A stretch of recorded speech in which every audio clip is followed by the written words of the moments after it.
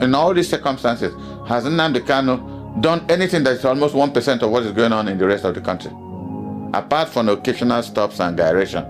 Tell me what is happening in the Southeast. In fact, the Southeast might be the most peaceful place. Apart from this occasional stops of people kidnapping one thing or the other. And they do it as a result of, protest on Nnamdi Kanu. There's a pretext to commit crime because Nnamdi Kanu is held. If this was a fairly intelligent government, if they release Nnamdi Kanu today, there will be 95% peace in the Southeast, and that will affect the rest of the country.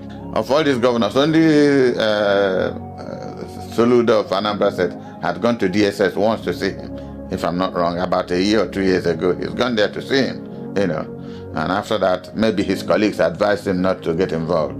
Why are they afraid? The young man is very popular in the Southeast. Let me not extend it to the rest of the country. If Nnamdi Kanu comes out today, Igbos will do 90% of what he tells them to do, to the interest, not just in Igbo interest, but Nigerian interest. Because what has he spoken about in the past? Mistreatment of his people. And if that is continuous and the rest of the country don't want the Igbos, then let them allow them go. This is the summary of what he's saying. How can you can't be shorter than me and be taller than me at the same time? This is the summary of Nnamdi Kanu's theory. He didn't start today.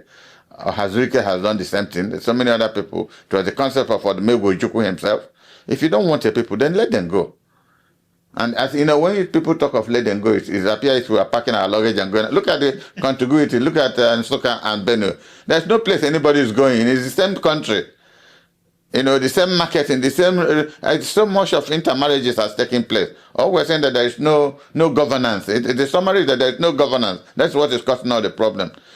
The problem of corruption has become both phenotypically and genotypically specific. That's nothing. It's a genetic problem now, and it is that crisis that government is not even ashamed that they said 139 million Nigerians very poor in a country of plenty.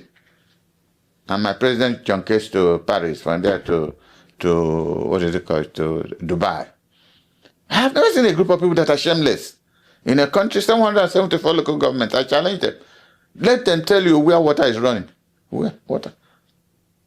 So people are dying because of waterborne diseases, and they don't care. And it's even more, like I was saying before we started this, if these governors were sons of Ahmadu Bello, or Emma Baro, or Azikiwe, or Awolowo, they will say, oh, they had determined their future. They are coming from a position, a background of wealth. But tell me which of these governors not coming from a very poor environment? Most of them, their parents have never been heard of. Most of them, when you hear the history of how they managed to go to secondary school, and finally God bless them, they become governors. So what they are paying back to society is stealing up money. I was telling somebody this morning who confronted me, Dan, what do we do? What do we do? Lead a democratic revolution. I said, I don't have the resources. I can't. I've been in PDP, not even director, because I won't comply with what they said. Yesterday we had a National Reconciliation Committee meeting. Out of 25 members, only 8 were there. So it means that part of those who have joined APC, majority are coming out from PDP. So going to APC, what is the fundamental reason why you go to? It's because if you're moving from A to B, B must be better than A. So what has APC done that should be exciting to anybody to want to leave PDP? Because PDP has a track record under Obasanjo. There was debt relief that saved millions of lives in this country. Since then, what has happened? 8 years of Muhammadu Buhari was a disaster in this country. I said it on this channel and other channels, even when he was in government. It was a disaster. There was no governance. And this president, when he was campaigning, said he was going to continue from where Buhari stopped. He's now seen the true nature of where Buhari stopped. How beautiful where Buhari stopped is for the rest of the country. Isn't that a tragedy? In 21st century Nigeria, with everything God has given us, we don't know where we are beginning and where. If you don't know where you're starting, how do you know where you're going? And we take it as a matter of routine. Nothing is going. It's in our case, they say, let's leave it for God.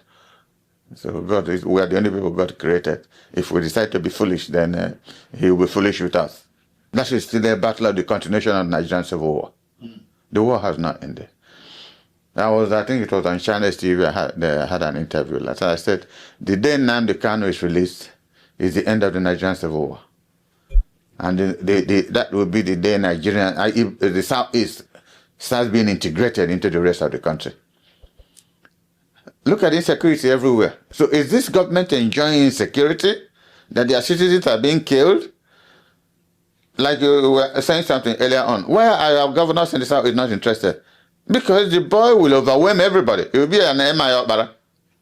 You know, the people worship the name Nnamdi Kanu in the Southeast because he represents the summary of their struggle from before the Civil War and thereafter. That's how they look at him. You know? I have stopped going to court because each time I come to court to join him, both of us start crying. And I feel very emotional about it. You know? He's a very brilliant young man that this government is wasting.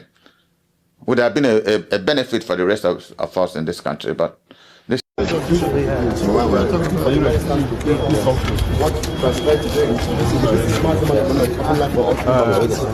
morning, sir. Yeah, good morning. We understand that the court has been asking Nnamdi Kanu to an external medical center. Well, yes, that's quite a surprising ruling today. We were served all of a sudden, as a matter of surprise, an ambush with the medical report, which the court ordered the Nigerian Medical Association to submit since 26th September.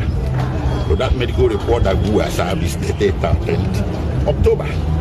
And it was today that we were served in open court with it. So, well, you can say that the defense had no ample opportunity to react to it. It was more of an ambush. But nonetheless, the court had ordered further that Nnamdi Kanu be examined by the Nigerian Medical Association.